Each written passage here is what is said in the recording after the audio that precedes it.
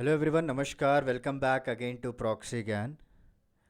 मैं आपका एजुकेटर सैयद शाहबाज दिल से स्वागत करता हूं हमारे प्रॉक्सी ज्ञान के यूट्यूब चैनल पे।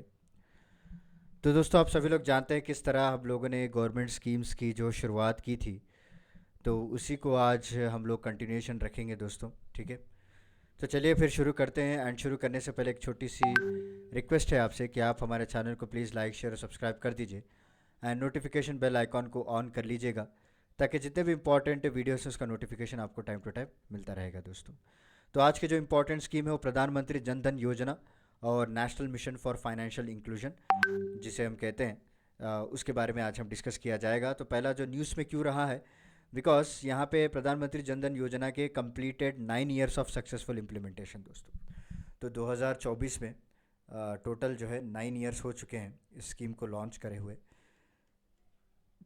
एंड इसका पर्पज़ ये है to ensure access to financial services like banking, remittance, credit, insurance हो गया, पेंशन हो गया।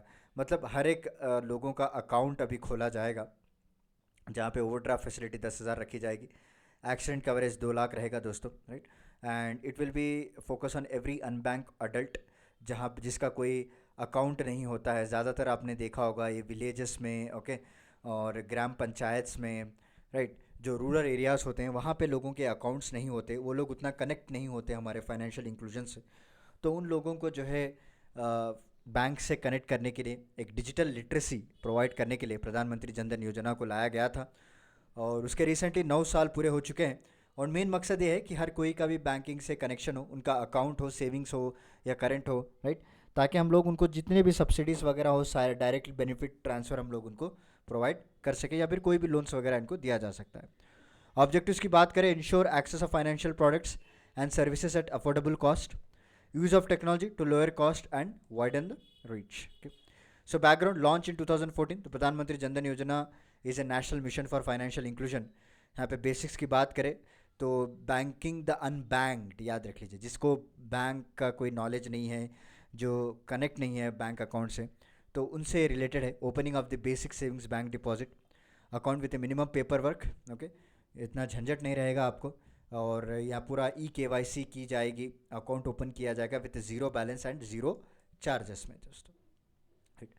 सो अप्रोच की बात करें, अकाउंट ओपन और online in core banking system of banks, और आपको जो रुपए डेबिट कार्ड भी दिया जाएगा, okay, and with Aadhaar enabled payment system भी आपको रखा जाएगा इसमें। और इसको और भी सिंप्लीफाई कर दिया गया है। It does not require to go for banks to do the KYC और KYC। आप कहीं भी सेंटर्स जो होते हैं ना, जो साइबर केव्स वगैरह जिसने कॉन्ट्रैक्ट लिया होता है इन अकाउंट्स को खोलने का, वहाँ पे भी जाके आप जो है इसको KYC करके अपना अकाउंट खुलवा सकते हैं अंडर प्रधानमंत्री जन धन योजना। सो रुपे कार्ड इंश्योरेंस की बात करें, यहाँ पे फ्री एक्सीडेंटल इंश्योरेंस कवर दिया जाएगा फ्रॉम 1 लाख टू 2 लाख। जितने भी प्रधानमंत्री जन धन योजना के अकाउंट्स हैं वहाँ पे इंश्योरेंस आपको दिया जाएगा दोस्तों। और ओवरड्राफ्ट फैसिलिटी रहेगी up to 2,000 without any condition. और 65 ईयर्स वालों के लिए भी यहाँ पे रखा गया है upper age limit, right. And operative प्रधानमंत्री Jan Dhan accounts as per RBI guidelines के तहत ही काम किया जाएगा, राइट। अगर कोई भी कस्टमर अगर कोई ट्रांजैक्शंस नहीं करता है for the period of 2 years, okay, so over a period of 2 years तक कोई भी ट्रांजैक्शंस नहीं होता है, तो उस अकाउंट को हम क्या करते हैं दोस्तों, इन ऑपरेटिव कंडीशंस में उसको रख देते हैं, डॉर्मेंट कर दिया जाता है इस अकाउंट को, ठीक है। तो यहाँ पे आप देख सकते हैं प्रधानमंत्री Jan Dhan accounts are eligible for direct benefit transfer, जो मैंने पहले कहा था। और कोई भी इंश्योरेंस स्कीम है, प्रधानमंत्री जीवन ज्योति बीमा योजना में ये आपको ज़रूरत पड़ेगी। उसके बाद सुरक्षा बीमा योजना, ये भी आपको ज़रूरत पड़ेगी। अगर कोई माइक्रो यूनिट्स डेवलपमेंट मुद्रा स्कीम के अंडर आप कोई लोन लेना चाहते हैं, आपको कोई क्रेडिट चाहिए, तो आपको प्रधानमंत्री जनधन योजना का अकाउंट दिखाना पड़ेगा। और अटल पेंशन योजना के अंडर भी आपको यही अकाउंट आपको खोलना पड़ेगा।